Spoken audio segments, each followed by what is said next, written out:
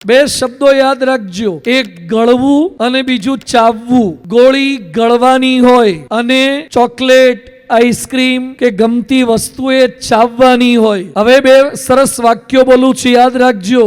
દુઃખ ગળવાના હોય અને સુખ ચાવવાના હોય. સમજાયું? દુઃખ ગળવાના હોય. દુઃખ પડે ગળી જાવ, પાણી નાખી દો, સત્સંગ કરી લો, વતનાવત વાંચી લો, ગળી જાવ. અને સુખ મળે, સારા પ્રસંગો એને ચાવો, મમડાવો, મજા લો. આપણે ઊંધું કરીએ છીએ, સુખ ગળી જઈએ છીએ અને દુઃખ ચાટ ચાટ કરીએ છીએ. તે વધારે દુઃખિત થવાય ને. દુઃખ શું કરો? ચાટ ચાટ કરો છો. તમને કોકે ગધેડા કીધું હોય તો એક જ વાર એણે ગધેડા કીધું તો એ ટાઈમે દુઃખ થવું જોઈએ. એણે કીધું એ બદલ એનો વાંક, પણ પછી ત્યાંથી છૂટા પડી ગયા અને જતા જતા તમે રસ્તામાં યાદ કરો કે મન ગધેડો કીધો. પાછા ઘેર જઈને હુંતા પેલા યાદ કરે, મને હારાએ ગધેડો કીધો. પાછા ઘરવાળીને કે પેલો છે ને મને ગધેડો કીધો. પાછા મિત્રને કે મને ગધેડો કીધો. પેલા એ તમને એક જ વાર ગધેડો કીધો તો, પણ તમે તમારી જાતને 50 વાર ગધેડા કીધા. આપણને દુઃખ કોક તો એક જ વાર કરે છે, પણ આપણે જાણી જોઈને પ્રસંગો યાદ કરીએ છીએ. શું કરવા દુઃખના પ્રસંગો યાદ કરો છો? શું કરવા દુઃખને મમડાવો છો? સુખને મમડાવો.